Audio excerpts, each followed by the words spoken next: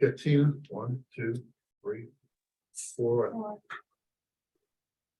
One more night. I think we got 8, so we probably do these on 8. There.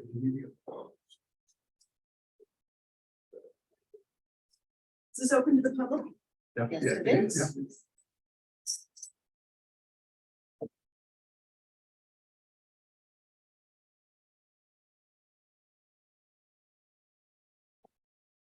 So, no quorum? We don't have a form. I think we need one more. Those a guest. How many do we need? 5. Dr. Peoples?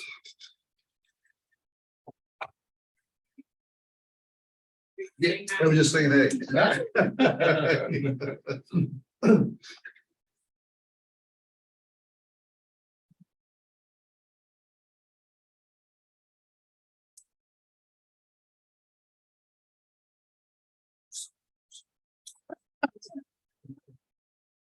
We can drive to their house. Oh, hi. There's your- We're there. Okay. Yeah, Made it. We got a quorum. we have a quorum. Hi, Katie. Hi. Hi, everybody. Hey. All right. So I guess we'll go through roll call. Lexi O'Brien here. Sloan Carfield here. Joe Magruder here. Emerson Smith here. Scott Gresh here. I'm not a member, but I'm there. Yeah. Katie Miller here. Tina Clark Scott here.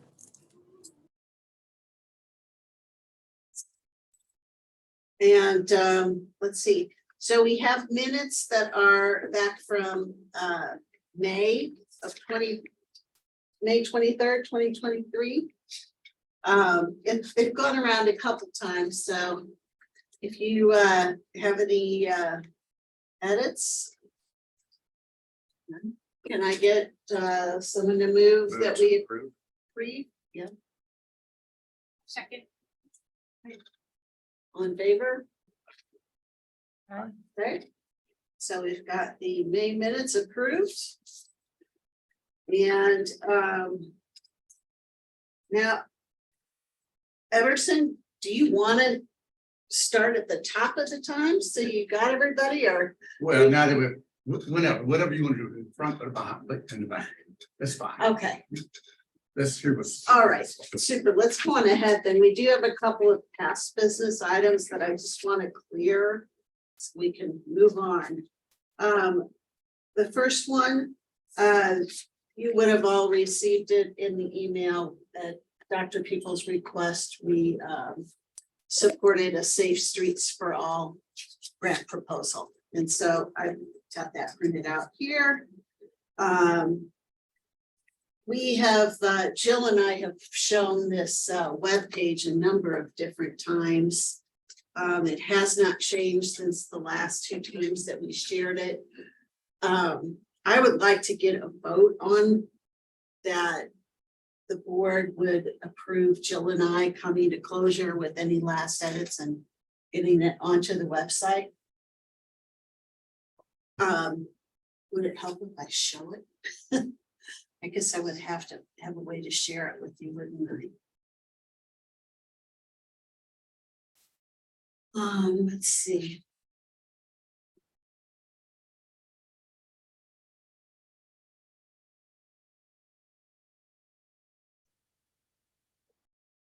Is this gonna work to send it to you or not?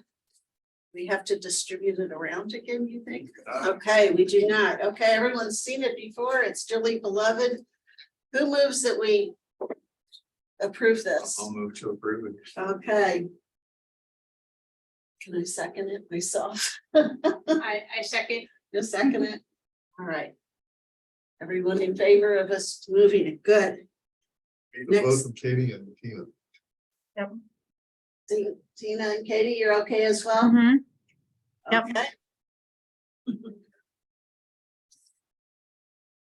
And then the last thing, and maybe Dale, I can ask you about it later, is there just had been some discussion about this, the Webster Groves email and Dr. Peoples, whether she wanted to use that or not, so we'll talk outside of the meeting and get that squared away.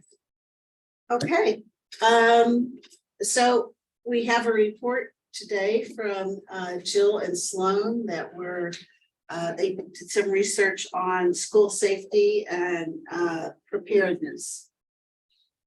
Yep, and I'm gonna see if I can hop on the Zoom, so I can share. Jill, I think I can bring it up if you want me to Okay, here. either way. I tried- either I- way. See.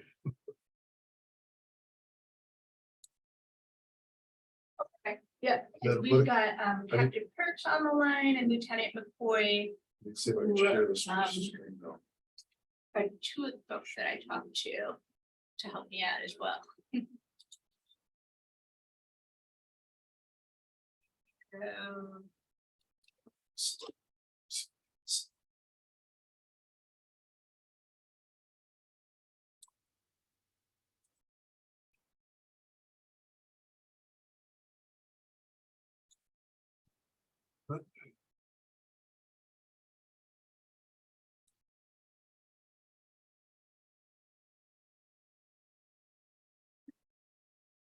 where- I think it did. There you go.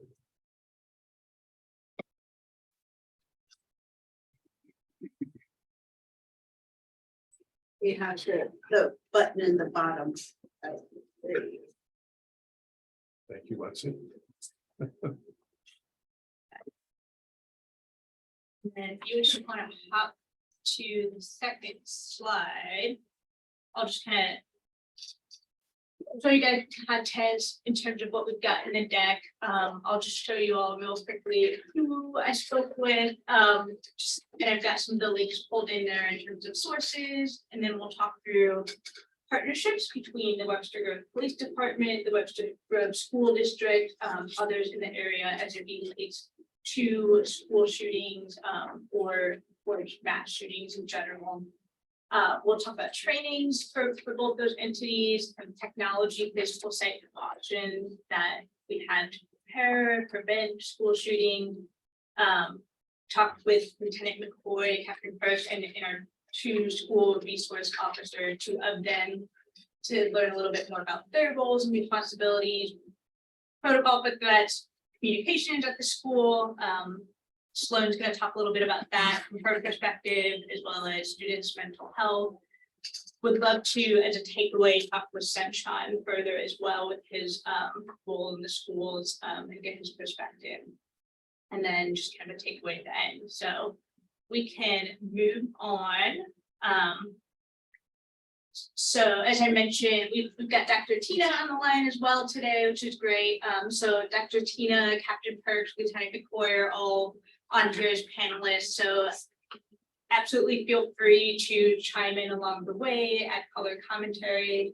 Sloan as well from her perspective as a high school student. And then I've also spoken with Officer McCullough and Officer Bell, who are school resource officers, one at the junior high here and one at the high school. So, and feel free to, interrupt with questions along the way. This absolutely doesn't need to be a full-on presentation, but can be more of a conversation. I'll start with a little bit of context of why we looked into this as a topic.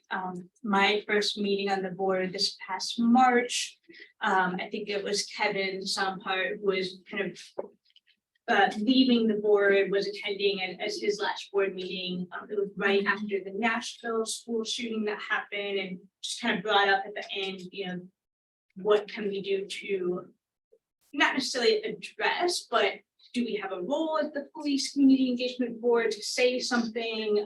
Can we let the community know what we're doing? Is there a threshold, since unfortunately these seem like they're happening frequently? Is there a threshold when we do respond, etc.? So that was kind of the start of this as a topic to look into, and then with kind of our with Lexi's assignment, I guess I'll say in terms of picking a topic, digging deeper, and then coming back to the board to share our findings, I went ahead and went with this one. Because it was of interest to me and thought it would be a good one to take on. I also was not included. I talked with Jenny Starkey about this as well from the perspective of, do we need to be saying something on our social media or putting a statement out there when something happens? And what we took away from that was maybe an outcome of today, and what the group thinks is maybe an article that goes in the Friday page, or something that could go on our website as a takeaway to point people to in terms of what we are doing from a preparedness perspective. So that was kind of the impetus for looking into this, and what a potential takeaway is after we go through this. But in terms of partnerships, so very much close partnerships between our police department, between all of the schools in our community. So not only Webster Grove School District, but Webster University, and all the parochial private schools in the area. There's also a lot of great communication partnerships happening with neighboring communities like Kirkwood. So the police department is very much involved with school safety plans, emergency operations, in-person assessments of security and things like that. Both Webster Groves and Rock Hill Police Department have school district key cards for entry if need be. And then speaking a little bit more general, any kind of active shooter scenario is very much multi-jurisdiction, fire departments, there's very much a process in place through what's known as the incident command system to make sure it's all hands on deck when needed. Webster Grove School District connects with other school administration in kind of the regional area through meetings hosted by the FBI. I think Dr. Tina, you mentioned the training the FBI just hosted a little while ago as well, and that's very much kind of a partnership even at that level. There's a anonymous reporting tip line at the Missouri level that the schools have access to. They have a regional representative on the Center of Educational Safety, as well as a member of the St. Louis County-wide Safety Specialist Group. So I think takeaway here is a lot of communication with the regional area on best practices and making sure everyone's in the loop. Is there a tip line feature within the school district here? Not specifically, and Dr. Tina, feel free to chime in if I'm mistaken, but I don't think there's a specific Webster Groves school district tip line. Yeah, she's shaking her eyes. Yeah, so it's at the state level, but we'll talk a little bit on the next slide. There is this part, we can jump to that slide, Chief Curtis, the next one, then we'll have that. This is timely. There is with 911 calls locally, there's a notifications. Yeah, so Webster University probably had the same thing where any local 911 calls, school administrators are kind of alerted to kind of what's going on in the local vicinity. And then I'll walk through this slide a little bit from the technology perspective. Raptor Technologies, Post Dispatch just did an article about this. Our state administration is providing this to schools for free.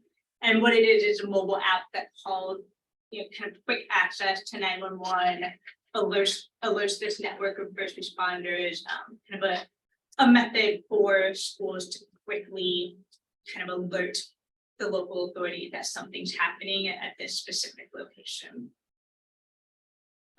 There are yearly site assessments with more professional full assessments every 3 years. And this is where the police department gets involved, does walkthroughs, really looks at building layouts. I thought it was me coming at this without any knowledge, but anytime there's kind of construction projects, it sounds like police department's involved from a safety security perspective. And that's something that's always kept in mind when there are new construction projects or changes. The school district, it had an emergency operations plan, not only for kind of at the overall level, but each school, each site. There are secured entry vestibules at each school building, so the idea that, you know, you need a card to get in, and there's kind of a, you don't necessarily just walk straight into school, there's that entry way. Something Sloan and I talked a little bit about was the idea that doors will always be able to be open from the inside, and that's of course due to fire code. There's, you know, there's not much we can do about that, but it prevents it, allows for, you know, the opportunity for folks to get in the school that way.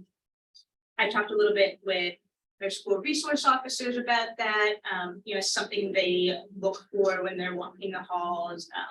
Absolutely will kind of talk to students if they see it happening or alert others in the school, just, you know, it kind of at the administration level if this a continued issue. But again, with fire code, you gotta be able to have a way out, and if there was an incident, you know, a way out, but that's always something that's gonna be a challenge to work with. There's a communication system that the district has throughout as well, and then the school board, Dr. Tina and Jason Mueller, I think I got that name right, presented at the school board a couple meetings ago about, you know, what else is in progress, and this is what you see in the green box there in terms of replacing vulnerable exterior interior doors. So some of our older doors, making sure there are card readers at every primary entrances, and then making sure exterior security cameras are upgraded, functioning, all of that good stuff.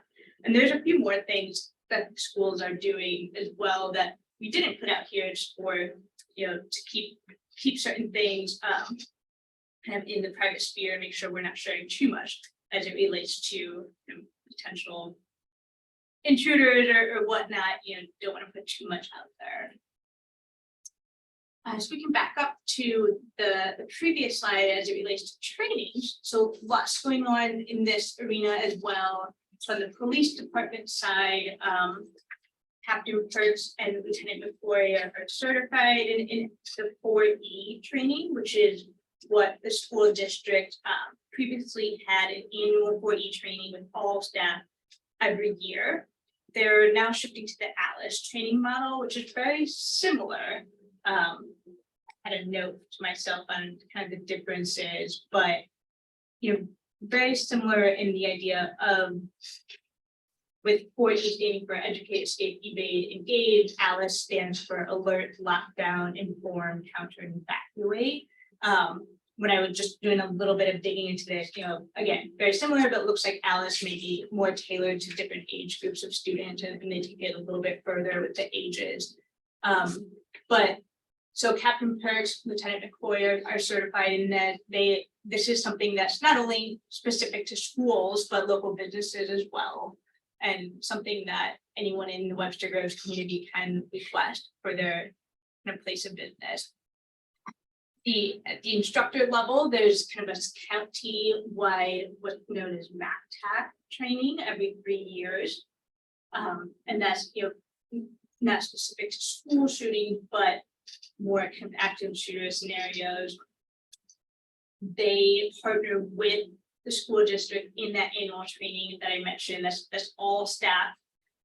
It's lengthy, half day, very scenario based. Kind of really encourages staff to learn the training, go through, you know, step by step what it may look like, different scenarios, things like that. And then all police officers go through an annual active shooter training, and school resource officers in particular go through additional training through that MACTAC. Want to make sure, Captain Perks, Lieutenant McCoy, if you wanted to correct anything I said or add anything there, absolutely welcome that. Yeah, I would just like to say that one correction to that is all of our officers, not just our SROs, but all of our officers do attend MACTAC training. So every officer on the department receives that training approximately every 2 to 3 years, depending on how the countywide training program is laid out for that.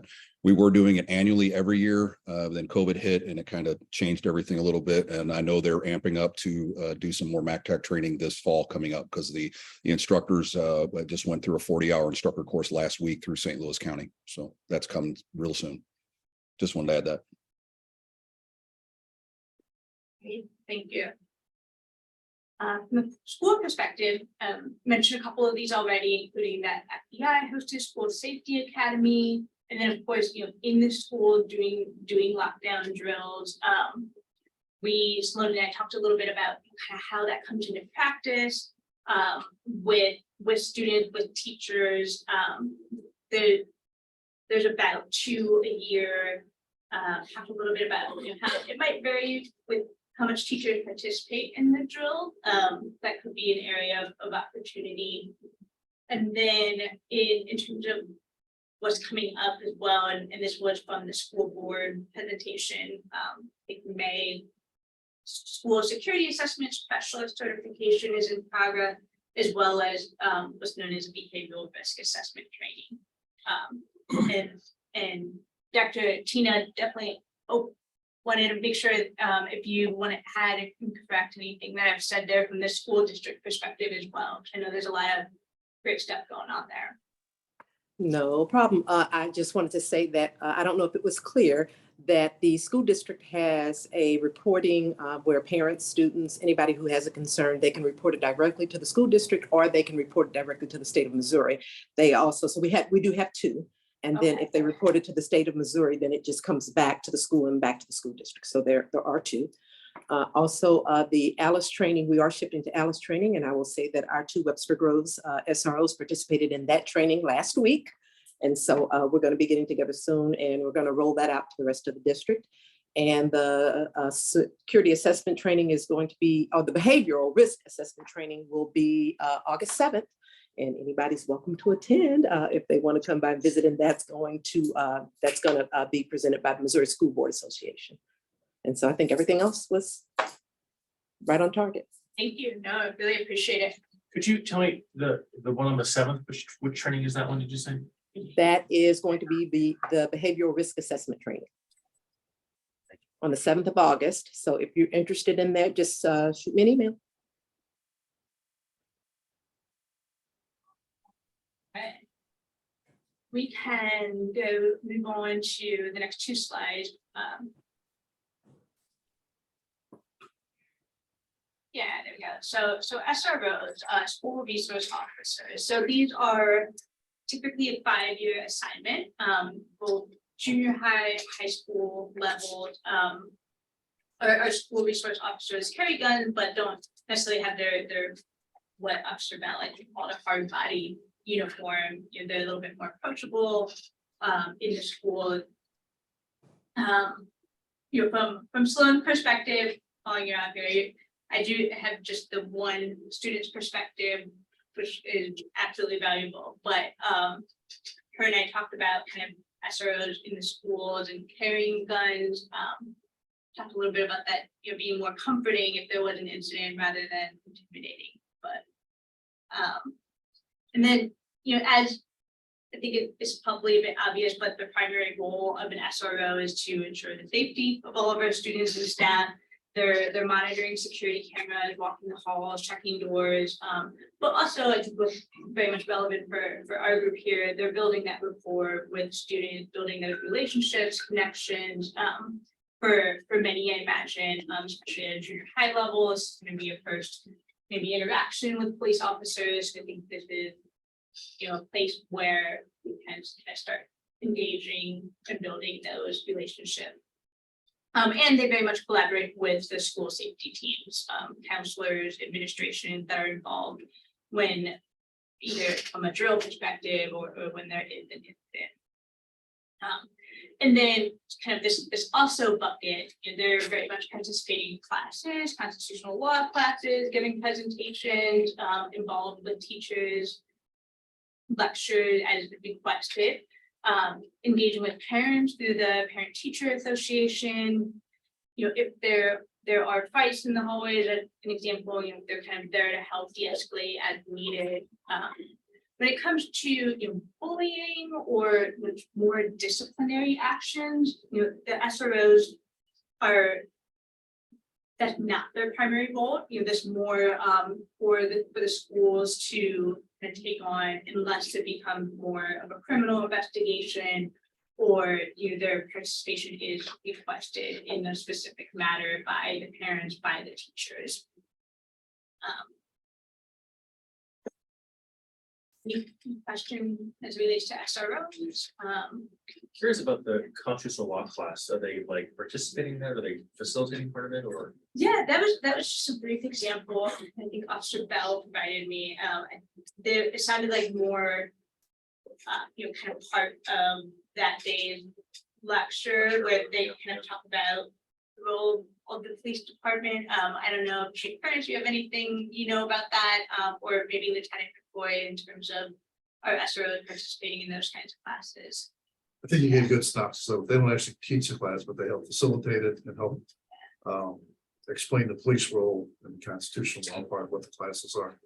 In my government class too. I like it was just like a 1 day kind of guest speaker sort of thing, just Okay. talking about like the police's role in government. So it's good. Yeah, if I may add into that, it's just, we typically would take the class that we're teaching. I was in Webster Groves High School earlier this year, and I was doing a statistical class. It was a statistics class, and I brought the examples of how the police department applies statistics to its application and deployment of officers, our human resources, going through scheduling and then looking at crime trends and how that ebbs and flows, like statistical matter of it. And so I brought that to the statistics class and did that. So we don't teach the class. We just assist in it and facilitate on how the police department can apply what they're learning and how we do that. Yeah, and I'll kind of piggyback off of that. I know, particularly in the constitutional law class, I know there has been times where they actually do talk about case studies and kind of go through it, and kind of explain that more in depth on the rulings and the findings of certain cases. So again, they don't actually teach it. They more or less just apply it to how it pertains to us and being in the police world. So.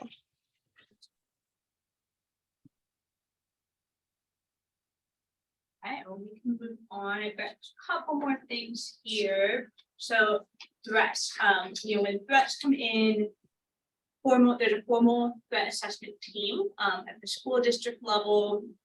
Protocols outlined at the school board association level, at the state level, I should say. There's lockdowns where it's kind of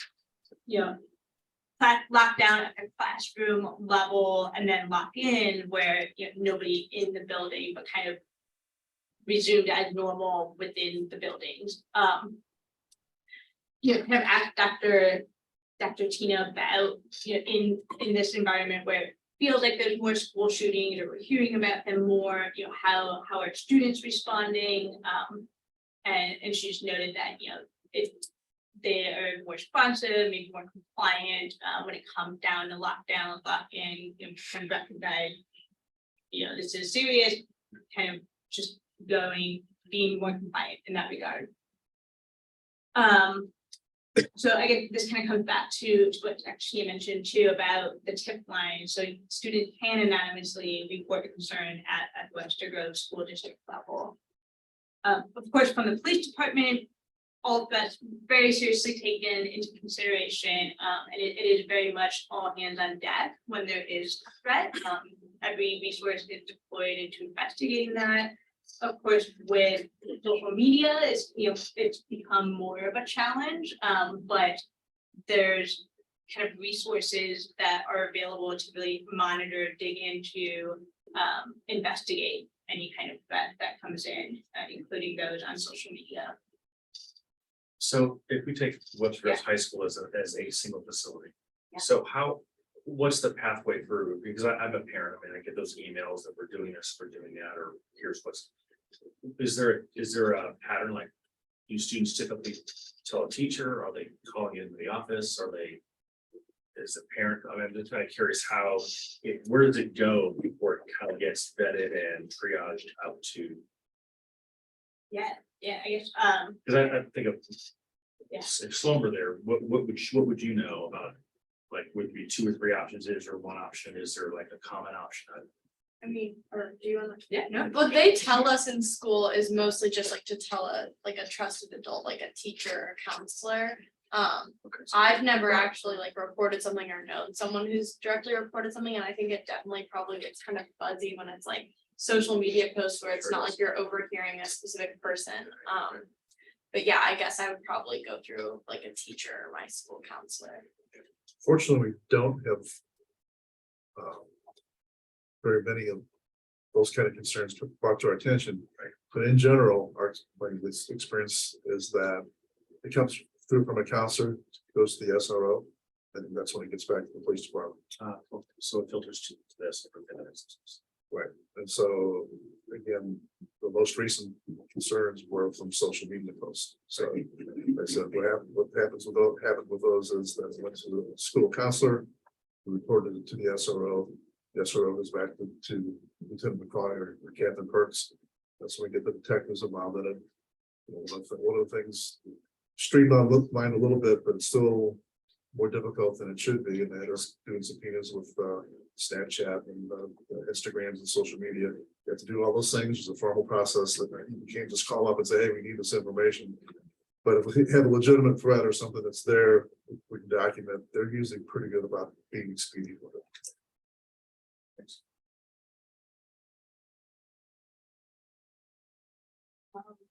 In that the last bullet here, and this one that gets tricky, right, in terms of communication about lockdowns and threats, and how much is too much detail and whatnot. I think it's always in kind of a balance in sharing the right amount of details.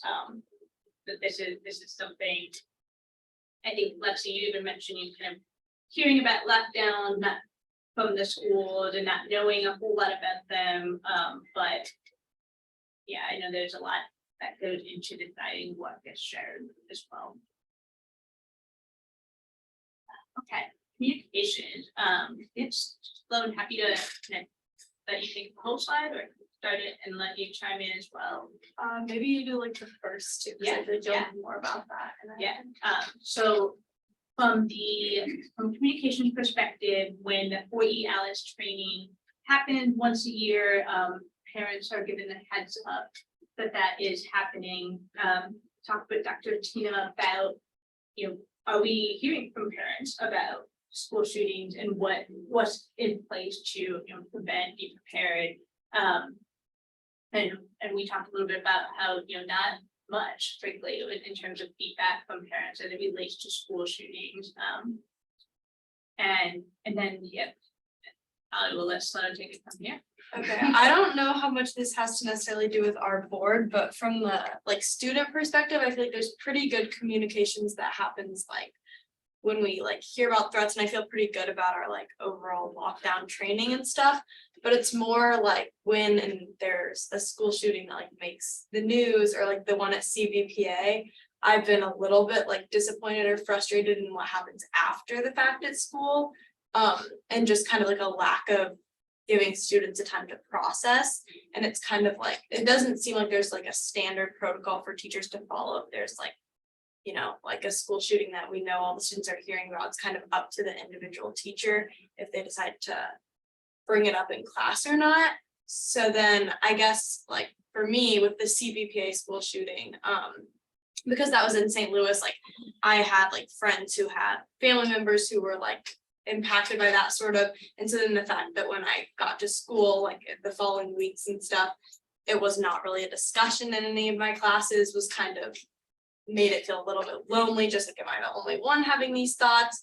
And thankfully I was able to talk to my parents and process with them. But I was thinking kind of for kids who don't maybe have as good of a home life, or people that they can talk to about things, maybe if there could be some sort of program or like group discussion sessions after kind of a school shooting where kids can opt in to like some way to process, because I know our school counselors are always a resource for kids to talk to, but I think sometimes the like being able to have discussions with peers and students your age could also be beneficial versus like going to an adult one-on-one. So that was kind of my only feedback about the communications of the school and students. Yeah, I think that's an interesting point, because at the university, when something consequential happens, we'll do an acknowledgement, like we acknowledge this happened, we're aware, we're monitoring, and for those who need resources, here are 3, Yeah, 4, 5 places you can go. So I think part of it is acknowledging that, okay, we all know this happened. yeah.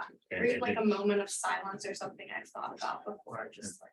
and then refer folks to, like you said, they don't have a place to go to turn to adult, they can know where to. Yeah. Find a conversation. Then we can go to the next slide and just talk a little bit about kind of the mental health side of it as well. Oh, yeah, so I guess for bullying, when we were kind of talking about that, that kind of plays into, I guess, I feel like with school shootings, a lot of times, like the school shooter, it turns out they're like, we're kind of someone who was maybe bullied a lot, so maybe just phrasing our school, I don't really know how this would affect the board in any way, I don't necessarily think it would, but like, we do anti-bullying training at school and kind of our advisory, like homeroom things, but I feel like it just is kind of like redundant year to year. And like things don't actually change. And especially with social media, I feel like bullying and kids getting isolated and like made fun of is a pretty, like one of the bigger problems, I guess, I see at our school a lot that I don't really see like a pathway to change happening for. So I don't know what that solution would be, but I think that that's like an important thing that would maybe help get to part of the root of the problem. And then also, we kind of talked about this earlier, but just with social media, people using it as a way to like joke around about school shootings or wanting to like shoot up the school, and then also posting threats, whether they're like legitimate or not. I guess it's just kind of, I would say, pretty normalized, because at least like on group chats and on Snapchat, like people just joke about it frequently, where it's like you don't even know what is real and what's not, and it just all kind of, I don't know, just being desensitized to it is kind of a weird thing, that it's like people are making these jokes and I'm probably not going to say anything because it happens so frequently, but then what if that person was being serious? And then, yeah, so I guess that's kind of the mental health perspective. Not much to add there, no. I guess I was, and Lexi and I kind of sidebarred on this as well, you know, kind of surprised to hear that from the school district level, we don't hear from parents, and I don't have a child at that age yet, but it does seem like I hear so much about it. I'm thinking about it, and I just have a 3-year-old not in the school system yet, so it was kind of surprising to hear that. But you know, maybe it is just kind of, you know, what can we do about it? Not a whole lot from an individual perspective. So you know, maybe there is just kind of that desensitization because there's not a whole lot to do about it. Well, and the Well- leak is so buried now. I mean, in fact, you might find Yeah. out 2 or 3 days later, oh my God, that how I know. Whereas not too many years ago, it was like real time. You were Yeah. on scene and watching it. So the desensitization, I think, is exacerbated by, Absolutely. we just, it doesn't get the coverage. It's out of the news.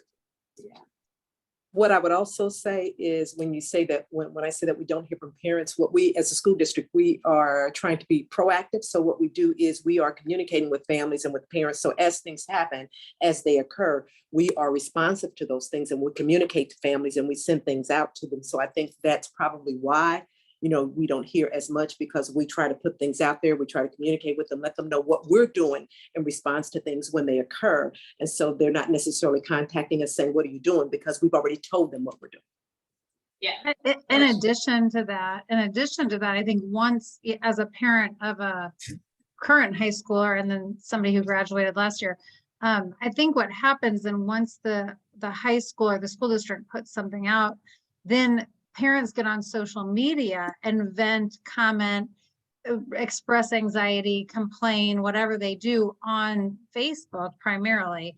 And so I think that in the past, these are things that parents might have called the school or the school district and express their anxiety, but I think they're using social media as that outlet. Yeah, that's fair too, yeah. Okay. Well, we can go to the last slide, kind of, I just said, there's not a whole lot we can do individually, but I asked everyone I talked to, what do you feel like the community could do? And it really all came down to this, don't be afraid to raise an issue with the school, with the police department, always kind of erring on the side of caution. And if you see something, say something. So that's something everyone I talked to said in response to that question in terms of what we can do. So I think it's just an important takeaway, an important reminder for us all to feel confident and able to raise something if need be. That's it in terms of slides. Questions, thoughts on whether kind of summarizing some of this into like an article type for Friday page or website is a good next step.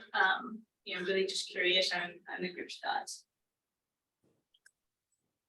I think you did a great job and I'm very impressed. And I feel as the leader or co-leader, Katie's really done a lot of the lead work on the next topic. I feel pressured to follow such a great job. But I think it makes sense to me that this would be the kind of thing we have a link on our page with some of this background information underneath. I feel it's come up on some of the comments through the years on emails, and I think that's also something for our next topic. We want to see link it to what we've been told through our emails and concerns. So I think it'd be a great response right away, and it gives us speaking points. If we, go out to the community, we have that direct link to show people and reference ourselves. So I think that's a great job and a great next step, I think, as well as maybe an article again to hit our different sources to put out information of what we're doing on this front. So I'm curious about how we get the parents, how do we know they're uptaking this information? Because again, I feel it was a question that came up on previous emails, and perhaps in the deluge of emails we all receive, it's getting lost. And if there's any way to have parents sign up that I have reviewed these policies, I have done that. I don't know if that is ever done anymore. To make sure things are taken up, and this, we're all overwhelmed with information coming at us all the time and probably haven't seen an email sent out by Dr. Scott or whomever. Well, both my kids are out of the system now, but the system, not the prison. The district. They're great kids, I thought. But I often read a lot of the stuff that gets published by the district when the superintendent would publish something. That might be a vehicle we could jump in on too. Is I think I wonder if a lot of parents read those that I did. That might be a way to kind of push it out there to kind of get closer to what you're saying about, have they seen it? Please respond, you saw this or something, just. Or here's an email, just talk more, and we kind of promote the board, but I think, using the platforms that the school district has, maybe hey, here's a special feature kind of article we promote the communication work to them. Get the word out. Absolutely not. And I think too, that I had not heard about the Alice thing, and if I'm a parent, I'm just kind of thinking of the slides, like it almost feels like less is more. So if I heard about Alice, I heard about training, and I heard about this last slide, and that might be like a nice, those might be the things that kind of feature about what we want families to know most about.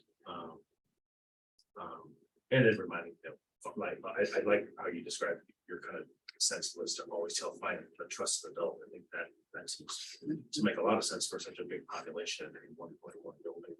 But I think there's that's as a thinking as a parent, that would be something I'd like to go, oh, Alice, that's the thing I can talk about. See something, say something, that's something I can do. I feel like I'm a little more. Yeah, I like that. Yeah, just kind of boiling it down to a couple key things. from the parent perspective, yeah.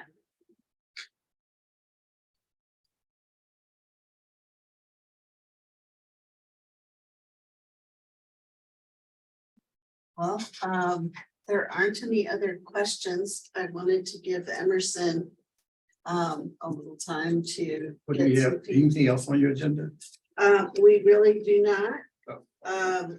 Just a note that next month we have a guest speaker, Alicia Spratt from Behavioral Health Response. And that will be at our meeting on August 25th. So Katie and Scott have put together some information about mental health. Lexi, is that, did you say August 25th? For some reason I had the 22nd. Hold on, Yeah, Katie caught that, it is the 27th, it is the 27th, 22nd. 22nd. 22nd, okay.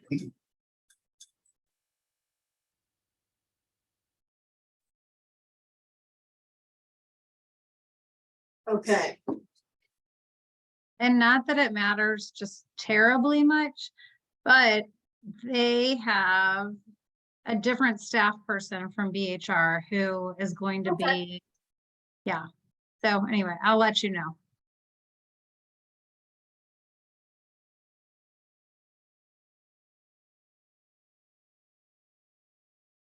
and I had just noted from the last city newsletter that if we decide we want to start going out into the community and activity is the gazebo concert series is starting August 19th. So that's a few weeks from now, but that's out there on the horizon. I have a question related to our next topic. Is there somebody from the department we should in particular speak to, Katie or myself, and also any previous emails we can get sourced from concerned citizens regarding this issue?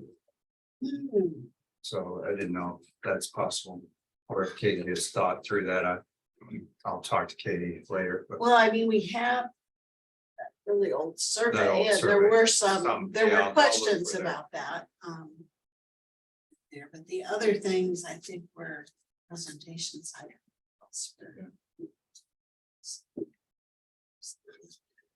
So that's coming up in August and then in September,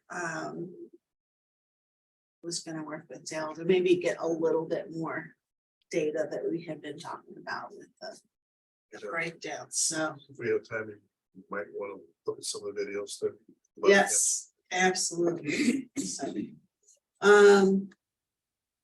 all right, so that's it. That's it? Our business. I won't be long. We'll cut you off. No. More of us than I'm here just to get some feedback, so that you know the city council has actually approved the budget for 2023-24. The first balanced budget we've had since 2012. So it's not spending no more than we bring in, so that was our goal. And also we approved a strategic plan. We just adopted that this past council meeting, where we actually have the plan, the goals was done in conjunction with all of the chief and all of the other department managers. So we're pleased that all that's happening. And so I guess about 2 to 4 weeks ago, maybe a month and a half ago, we did bring out information about the commissions and the some of them commissions and some of them groups. I can't remember all the other names. But PCEB came up, and this is my personal opinion, and this is not anything I've heard from the council, because the PCEB started. I did apply to be a member of PCEB, and I didn't make it, but I thought it was a great idea. But as I went through, as I was on the council and looking at the guidelines or the ordinance that you had to follow, it was very, very restrictive, you know, and I believe that it really tied the hands of the PCEB.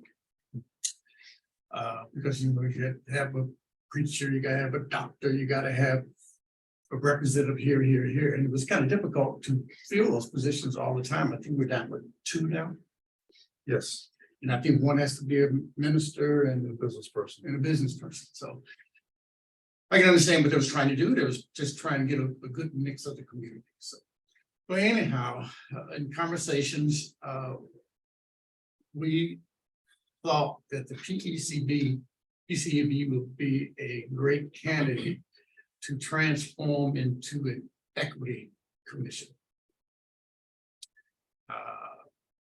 When the PCB started, it appeared that the group was interested in creating relationships with the Black population of Webster Groves and everything. I mean, there was more people that live in Webster Groves than North Webster. And that was kind of disheartening for me. But with the Equity Commission, we'll be making sure that all residents have the ability to receive city services on an equitable basis. And that's what I would like to see that this group take on. I pulled just a statement off the internet. I forgot what city it was, but it says an equity commission for city government is a group of people who work together to ensure that historically marginalized and underrepresented people in communities have equal access to city programs, services, representation of city decision-making, and the venue to raise concerns and complaints about discrimination. The council, we take our DEI is one of our strategic goals, and equity is part of that equation. And we've actually, I think it's $50,000 in the budget for our initial venture into DEI, which hopefully land with equity. So my question is how do you feel about changing the structure, the direction of where this committee or this commission was supposed to go? It hasn't made it there yet, and starting to be part of something new. It can include all that you're doing here because it's great stuff, because it's all working with the community, making sure that, say, for example, all the school districts, they're getting all the information at the same time, just making sure it's expected. So I think it's this excellent opportunity. Just wanted to see what kind of feedback you guys can give me where you stand with it. Not that you haven't been doing a good job, I just you've had your troubles. It was difficult.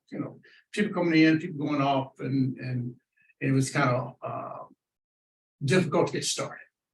So just looking for your feedback.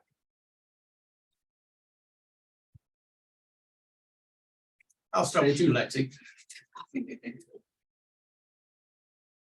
I think that, certainly in the beginning, figuring out what the boundaries were, or the parameters of what we were trying to do was challenging. I feel like we've gotten a lot closer to what we hope to do, and, open communication and transparency. But, so I guess my only fear of it is that it opens it all up again, and it's like we just got narrowed in on what we felt. So I'm not saying I'm opposed to it, but just it's something to consider. What are the parameters of this equity committee? Yeah, we haven't gotten there for you. We just wanted to make sure that you guys are on board with it. There's things like with this summer, we have the pool pass. Well, that's with the that's not it, the West Rocket Ministries, Alliance Federation of Dignity, and with the city, they're participating in it. I can see the Equity Commission running that particular program, making sure everybody have an opportunity to go swimming. And take off my plate too, give it to you guys. But just those type of things. So it will be starting over, but I believe you'll be starting over with a better direction from the council. Not saying they didn't do a good job then, but there's a lot of baked in parameters, you can't do this, you can't do that. Some came on board thinking they're gonna chastise the police department, they're gonna see what Dale was doing, what he wasn't doing. It wasn't none of that, and that's just not what it was for. But I believe what you're doing here can be encompassed with the equity commission. So I want your opinion too. Well, I think everything you said in that, the little statement of like what an equity commission would look like sounds like something that would definitely be interesting, or that I would be interested in being a part of that. But I definitely think that like, yeah, I mean, I guess the question would just be, are we gonna be able to do like everything we want to do and then also more? But I think it would be, I mean, if we were able to kind of make the parameters and guidelines of what all that was a part of, and it included what we're already doing now and more, I think that could be a cool opportunity. Yeah, my opinion is that, any successful group will have goals, and objectives. And you set your goals and objectives. You won't be able to do everything at one time, but I think you could have our strategic plan that it goes out for 5 years. We did we had money that fall in our lap last year, because we had lawsuits out there that we won. One lawsuit was $500,000, so that will put us in a better financial position. But each year we're looking at ways that we can, save money. Same thing with PCB, not PCB, but this equity commission.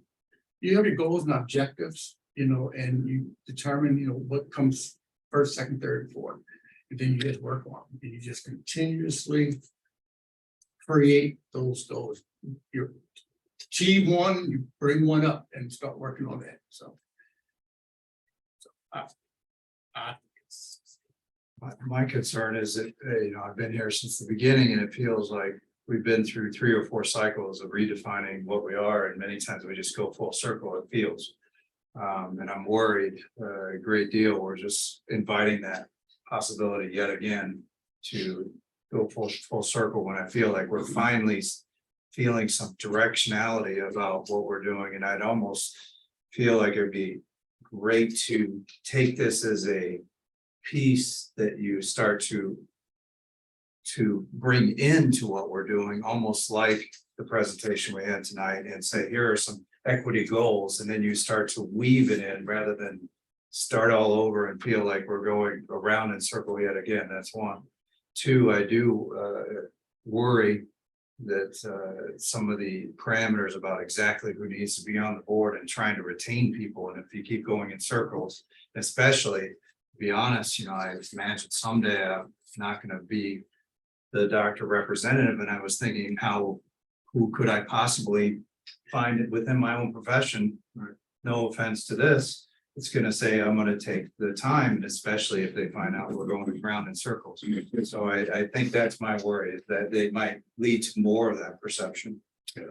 Well, the work that you're doing here, I can see it blending in with the equity commission. By all means, I would not lose what you guys are doing here. It's all part of it. I don't know, I can't remember if the PCEB had voice in the ordinance. Do you remember, Dale? The board itself, Yeah. not the initial one, but once, at some point, probably a year and a half Yeah. after the implementation of it, they did have significant input along with the alliance into making what are the most recent changes. Yeah. And I don't know, I guess, source of transparency and being with the board's work. I think in spirit, we were always where we are as far as the ordinance is now, but they didn't feel comfortable that it was going to be something that was archived, and if the leadership changed here or there, that it wouldn't morph into something else. So that's why they wanted to put it documented in the ordinance. So again, I think it's in a pretty good place right now.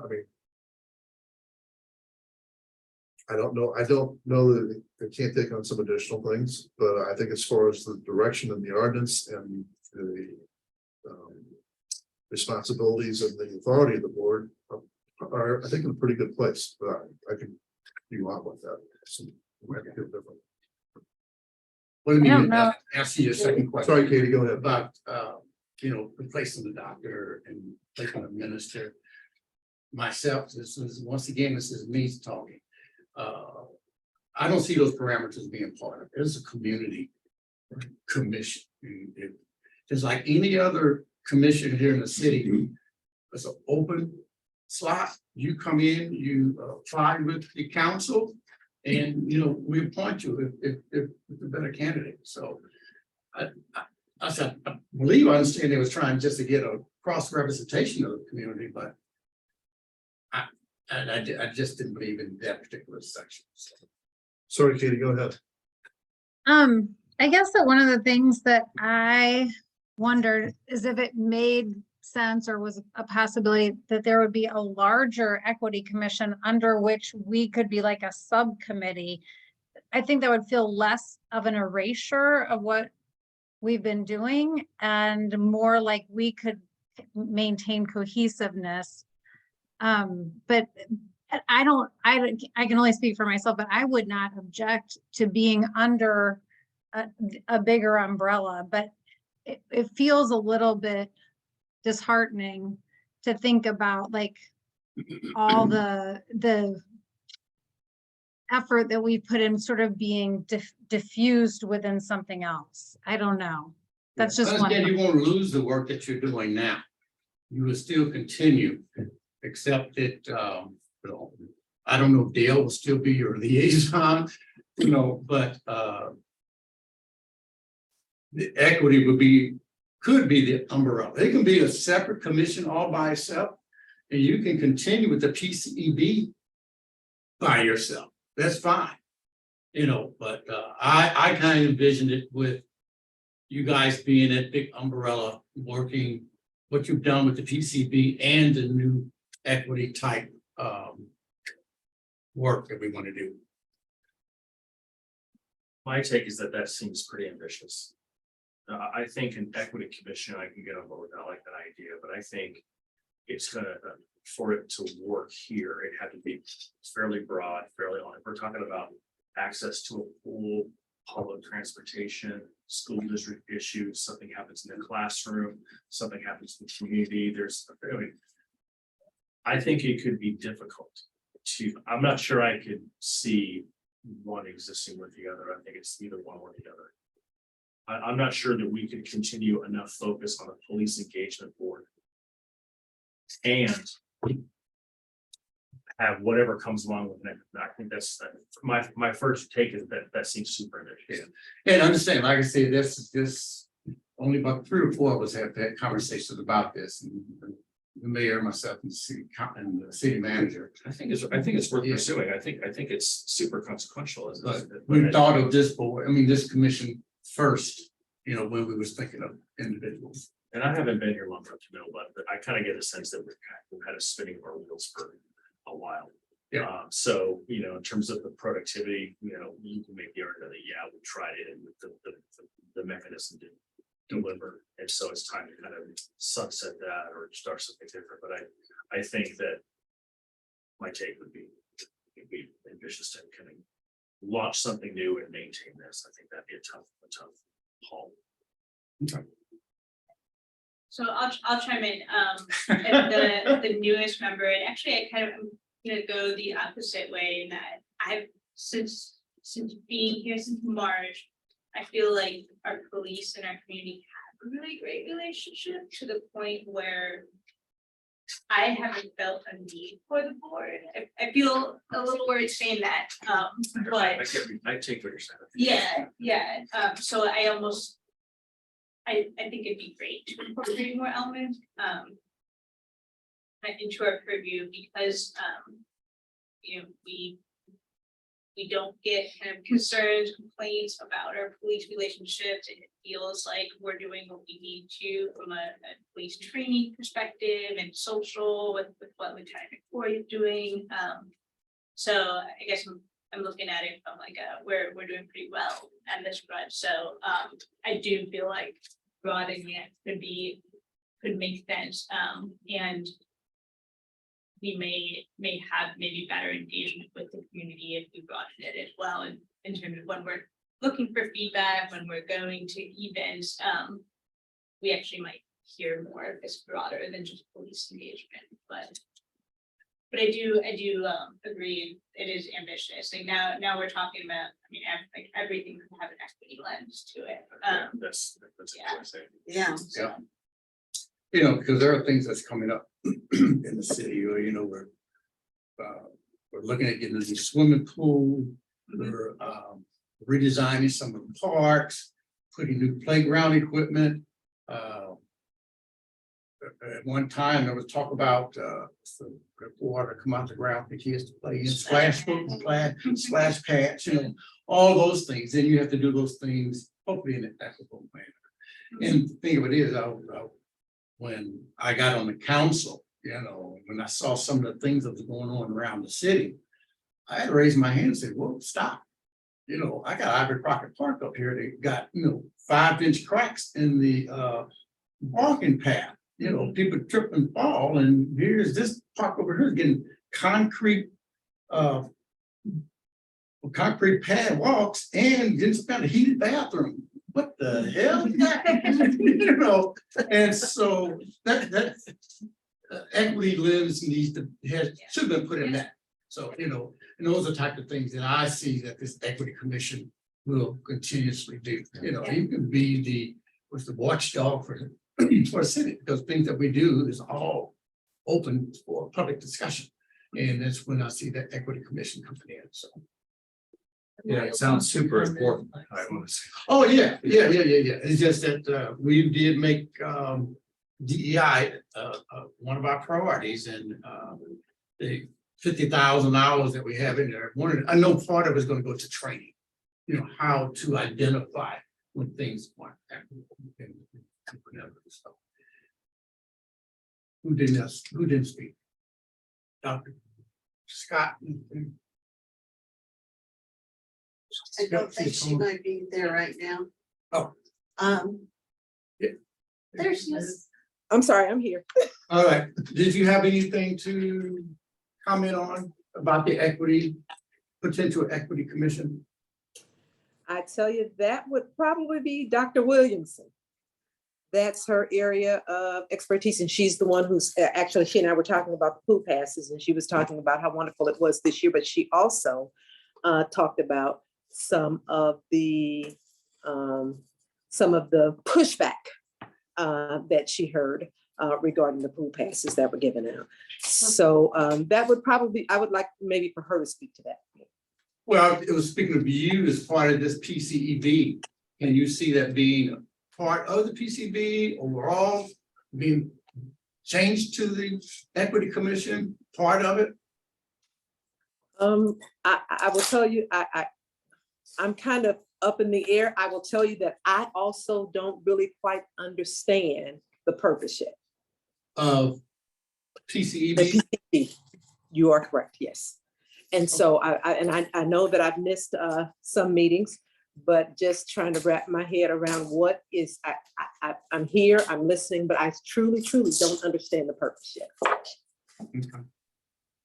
But I'm also an outsider looking in. But I will say that chances are, if I don't understand it.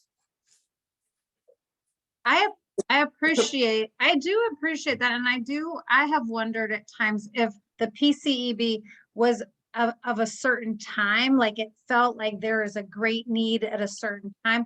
And then the pandemic hit and some things have shifted in what feels like is most needed in our community. So, I mean, I appreciate the what you all have said, that that is a good thing to do in any organization, is to look at, is there still a need for this, or has the need transformed in some way that we need to be current with? I will tell you, I had in my head what I thought was the purpose, but I don't necessarily see that it was going or moving in that direction. Chief, I didn't hear from you. I'm sorry. What you had? Ex officio. Well, I mean, it's good to hear, and Dr. Scott, that maybe there is some question as to what is the direction it should go? I would like to think that it was farm. And again, a large part of it was because the Alliance and some people in the community had some concerns about the operation of the police department. One of the reasons when we talked about it, and it wasn't to try and make it go away at some point, but when the Farmers to Remains Act thought about it, I said, I agree, we need it, and we need the community to take a look at us and to see what we're doing, and if we're doing the things the right way, and engage with the community as we should. I'd like to think, for the most part, that we've sat down and done that to a large degree. So that may be part of the problem, but I also feel, quite honestly, that there is still some purpose to it, and that it's something that if you kind of ignore it, it could have a tendency to come back up again. So I don't know, I'm a little ambivalent about it. I like the fact that we're able to sit down and talk about the kind of things that we talked about tonight, and if something comes up, as it has in the past, where an incident happens with the police, that we can sit down with the board and say, okay, this is how it happened, and either say, this is why it happened, and we did the right thing, or, as I've said many times, we recruit from the human pool.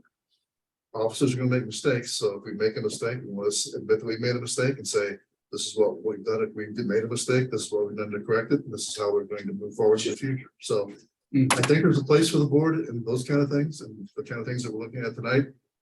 But I also agree with you wholeheartedly, and that's the kind of thing that's needed as well, and whether the sport can morph into both of those things or not, I really don't know. And if we do that, I'm not sure that I would be the person to be the liaison. Yeah, and like I said, we didn't want to just move forward and overstep you guys. But, we, several of us, well, only three of us thought the PCB might be a good fit for that. It might take some reorganizing and things of that nature, but I do see what you're doing now can't fit the umbrella. Because, I think one of the main things was, why were there so many tickets to African Americans, and what? That's an equity issue. That's something our police officers were doing on purpose, or was that something that just happened to be broad straw? So, but all you dealing with equity, but I guess I'm sure you knew it, but it could fall in that umbrella. Like I said, nothing has been even been brought up to full council, but I did want to get the feedback from this group that once we start moving, because I would tell you, probably will be an equity commission, I guess with or without you, but I just didn't want you to be. That sounds like the same thing. Well, this is part of our strategic goal, and we know it's important, it's part of our strategic goal. This is where we want to see the city go. And so therefore, we're going to create this equity commission, see what it's supposed to look like. And you actually have whoever's part of that commission, which like we did the charter commission. They're doing some important work. And so they all came, anybody could apply. I take that back. Anybody could apply, and we chose the best candidates, and they came in for the council, and we made that commission. This is your charge. They had clear, distinct charges, reviewed the charter and recommend changes. And when they bring it back to the council, they will make those changes. The same thing would be for an equity commission. Hey, here's the guidelines. You write it up, you tell us to bring it back, and we'll approve. It was just, in my opinion, like the ordinance that did the PCB was just too restrictive. It just tied your hands in doing stuff. Well, and I think some of the objectives we were working towards, having the feedback form could be useful, like beyond. Yeah, and I really believe once we advertise that we having people or having residents to be part of an equity commission, we'd be a lot of people. I think we're going to be overrun with people that want to, and I think it's still important for, representation from the university, because, your guys are just as important to be there. I've had sessions with your students, especially your students of color, and they don't feel welcome in Webster. Okay, what kind of equity can, what can we do with that to make them feel more welcome, and things of that nature. So I think it's a lot that can come out of it. So I saw your hand up. Yeah. I didn't know if I was allowed to speak, Yeah. you know, and you Sure. can say no. Yeah. Go ahead. No, I had a question. I love listening to everybody. And my question to you is really basic. It would be like, why equity? And before you reply and say, where have you been living, Barb? It's when we talk about cracks in the sidewalk, we should fix those. Mhm. It doesn't have to be under equity. And I believe that that's huge. We've got DEI all over the, you know, and it's, I'll use this, it's trendy to do things in the name of DEI. And I'm not saying it's bad, I'm not judging it at all. But it was just like, this group has that word in it, police and enforcement and law. And I don't find that every other place as clearly as it is here. And I've watched the struggle to define who we are, what we're doing, how do we reach out? And I'm almost at the starting line going, okay, you know, we're beginning to run. And now shift, change, it is very aggressive, like so many of you have said, you know, brought up the different points.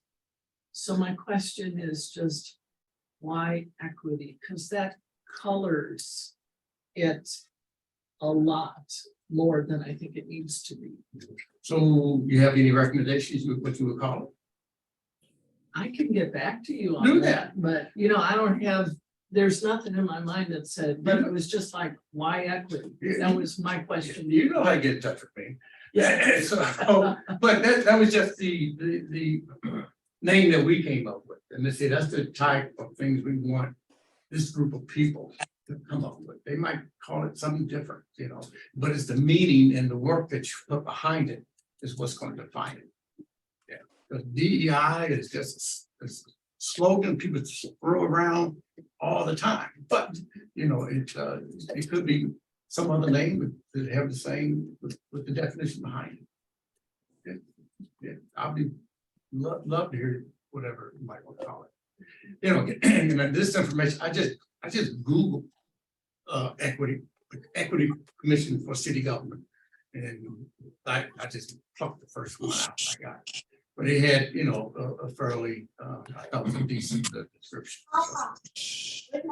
And so we are going to move forward with this, and you know, I will be back. Do it again. It's not that we're just gonna overlook it, you know, it's just that I know when come time to, I have to propose it to the city council. City council will probably hash it over for 2 or 3 meetings, you know, just to make sure that we're covering all bases and know what direction is going in. Then I said this group will have a right of first refusal. And if they want to stay with your purpose as PCEB, then I also think that's an opportunity for you to make additional changes to the ordinance. You know, maybe we don't need a doctor. I mean, maybe, you know, it don't have to be so specific. We just need willing citizens to work on this committee, you know. And if you try your best to get a cross section of the community, but sometimes you just can't do it. Is the strategic plan published Yes, out on the internet. on the Webster Groves website? Mhm. It's out there. It, like I said, the council, we had the strategic plan, the goals and objectives. And you'll see the tactics by all the departments and how they're gonna make those goals and objectives come true. They all got his out there. You know, this is his part. This is what they're gonna do to make this tactic, this goal come out. So Good context for us to consider what the plan is and how that. it's out there. And I think there is, a matter of fact, I think I'll be on the what's the radio show they do? Something Speaks, it's on tomorrow at 10 a.m. I'm actually speaking, so. It's only for 30 minutes and we're going to talk about this strategic plan, you know. And I'm pleased with it because we never had one. And I think it was just different from before. You know, we had plans, but nothing to say how these plans are going to. It's pretty good exercise. I think it's a positive thing.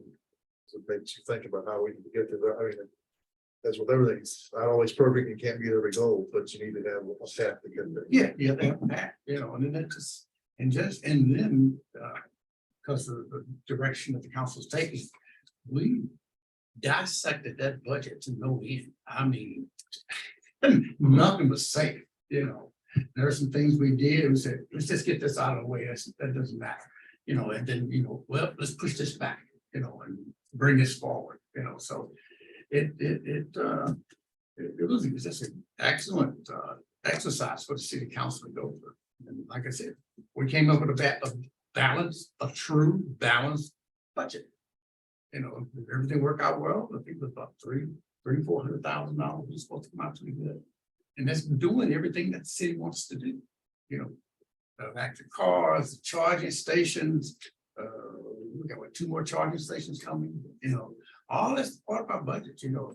We got the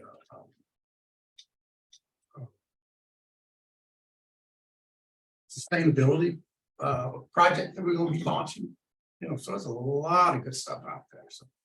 Don't want to stop, don't want to slow up, don't want to say, let's wait until we do this, because, you know, now's the time. So, and one thing that we did this past year, that past year, is we worked in subgroups. The council never worked in subgroups before. It was always everybody sitting around the table working for 1 hour. Okay, we'll have to do it next time. But then there was a subgroup of us that worked. We put in 5-6 hours, you know, and was able to get more done. And we just taking a whole new attitude and way to get things. I appreciate it. Don't go out saying that we're gonna have an equity commission, because it's not, I just. that right. Yeah. Well, already talked about. Oh, good, yeah. Before we leave that topic though, Katie put something in the chat before she left. I know something about DEI in it, so just want to make sure you see that.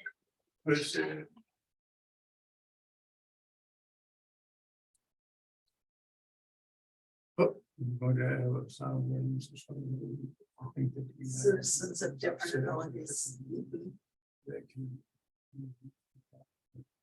Yep.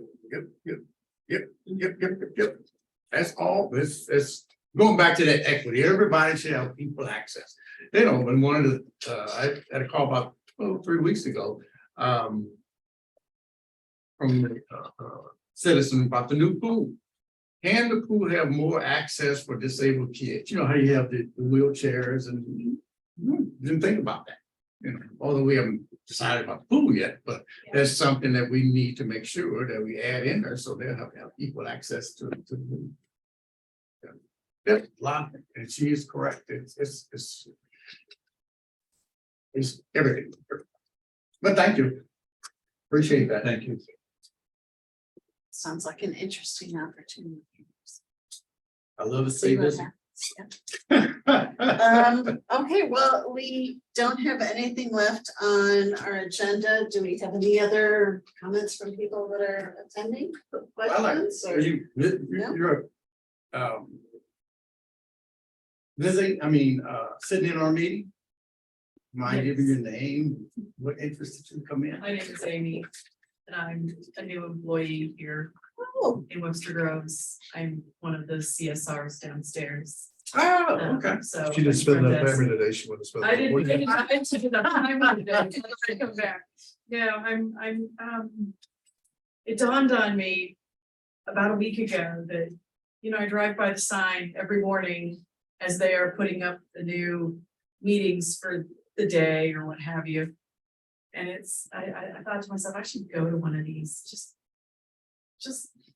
to go, because I've never done this before, so, and I've never worked for a city at all. So there's nothing in my background, so I thought maybe I would broaden my horizons and learn something. And You did. just listen. Thank you for coming. And glean. What is CSR mean?